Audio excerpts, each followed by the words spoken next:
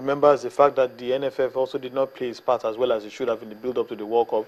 Nobody is also remembering the fact that Edwin Okon did a tremendous amount of work to restore Nigeria's pride on the African continent at the African Women's Championship. But everybody is quick to pull out the knives and start executing him for a World Cup campaign that didn't go according to plan as far as the NFF is concerned.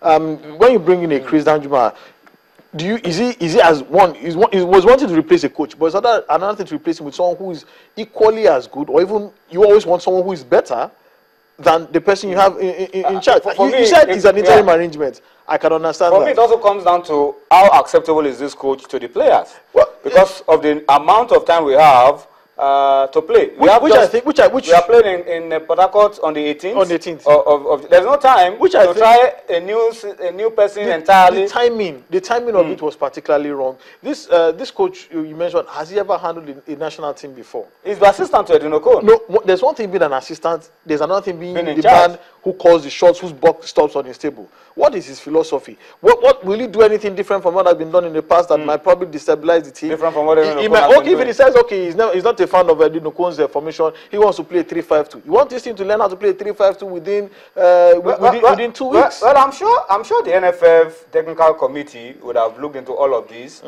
before appointing somebody on the short term. Because when you're appointing somebody on the short term, 2-3 weeks to a crucial game, you really have to understand the dynamics and the shape and the makeup of the team so that you don't disrupt things before that game, because we are playing a tricky team. Equatorial game is not, there are no pushovers. Former African champions, a team that has given us tremendous amount of difficulty over the years. So we cannot take So I question the fact that they even removed Okon in the first place, because I think he's being made a scapegoat for the World Cup failures. I also question the timing of that announcement as well. So I don't think it was. I don't give the NFF any pass marks on this one at all. Anyway, Tony has given us his own opinion about all of this, but those who take the decisions have done what they want to do.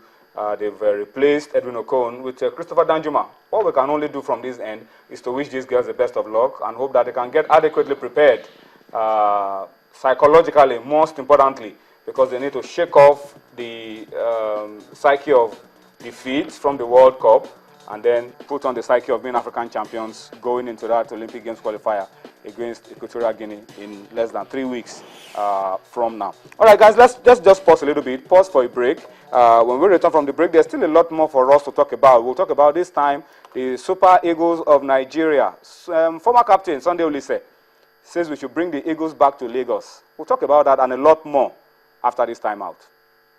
All right, thank you for staying with us. It's time for us to move on now very quickly, gentlemen. Let's talk about the Super Eagles of Nigeria, but our start point, Onye, a lot has been going on. I want us to talk about Sunday Oliseh very quickly.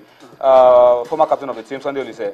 I've been reading a lot of his comments, and we wanted to have him here a few days ago. Unfortunately, we just couldn't get him. Respected after playing the game. He's improved himself. FIFA A license coach. He's really improved himself. FIFA technical committee to many competitions. He's a respected authority on the game. Yeah. He played the game, so he's licensed to talk about the game. But once the Eagles to return to Lagos, what was your first reaction when you saw this? Well, my first reaction was natural. I think he was contradicting himself.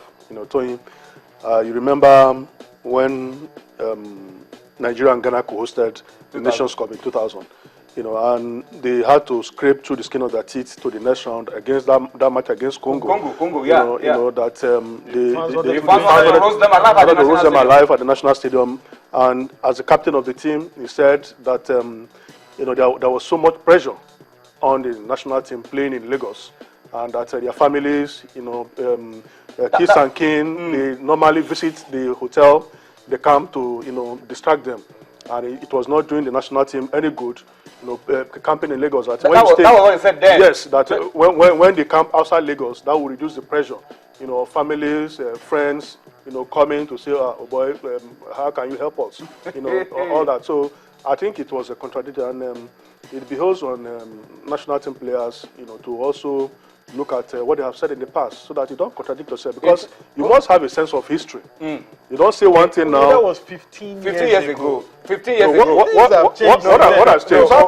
We've had 3 governors since then. What has changed? Hold on. We've had 3 governors in Nigeria. The same fans. 15 years ago. The same fans. They are older. Oliseh is older now. And wiser. 15 years ago, yes, he said it. He said Lagos wasn't You agree he said it? I was there. I was there. He said it. Lagos wasn't friendly. They were putting too much pressure also, on the players. Also, the issues are running the pitch in the national stadium too. And they wanted. That was when they started moving to Port Harcourt. So what has changed now? The same fans. There's a tradition at the national stadium. If the Eagles are playing 10 minutes and there are no Give us more goals. Give us more goals. All we are saying. All we are saying. Yeah. Are you going to stop the fans from chanting all we are saying? Well, the truth is, like Oye said, like what are the factors militating against Lagos? One, there is no grass. For now, there is no grass pitch in Lagos. Keshi has said it in the past that he wants his team to play on an excellent grass pitch. We have, with all due respect, there is no grass pitch of excellent quality, of A+ or UEFA standard quality in this country. We have. Uyo. I disagree. Uyo. Okay, go on. I disagree. Go on. But I don't think there's anyone of UEFA standard in Nigeria. That is one. And then the fact is that, yes, the Lagos fans put pressure on the players. It's a culture that has always been. But the truth about it is that it is in the heat of the toughest battle that you find the strongest and fiercest of warriors. Will you say because your player, your team, your fans are calling for you to go ahead and give them a stirring victory, you will now say because of the burden of pressure? Everybody faces pressure. Be it at home, be it at work, but you don't let the true test of a man is the ability to perform under pressure. And that is why when you want to employ anyone today, you ask him ability to work under pressure. And that is the job description for a Super Eagles player. Okay. How do we resolve this now? The Eagles should play anywhere in the country. Anywhere. Today said warriors. These guys are no longer warriors. No, they are not warriors. They are no longer warriors. So let us make things easier for them. But we can make them warriors. Hold on. When we have a grass pitch, solid grass pitch in Lagos, we can start talking about bringing the Eagles back. But for now, there's no grass pitch here where the boys will play. So we'll go to wherever we get good grass pitch to play. As simple as that. The boys are too comfortable in Uyo, and I don't know that we can win any game in Uyo for reasons that I cannot really explain. For reasons I cannot explain. The players are the ones that can explain why we can't win in Uyo, and maybe some other persons around, But let's help this team, really. Maybe by the time we have a team comparable to the 94 squad, where we can play anywhere and then go on to win. But for Sunday, Oliseh, 15 years ago is a long time when he said Lagos wasn't convenient enough, but it's different now.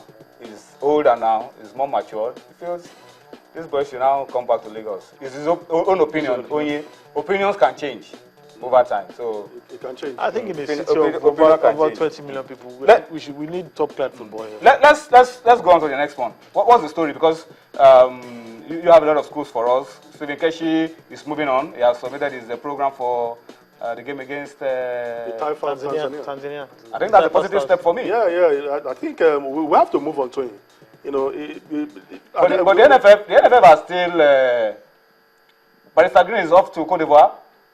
Well, Barrister Green is off to Cote d'Ivoire for fact finding. This is a story that I don't really like to, because you see, it takes us back to what happened in the past when we left the substance and we are pursuing shadow. No, but I learned it's going on espionage. The last time I checked, you call a barrister, he's a lawyer. Is he an intelligence officer? Lawyers and intelligence officers are almost but see, espionage is something that you do for your opponent. Yeah.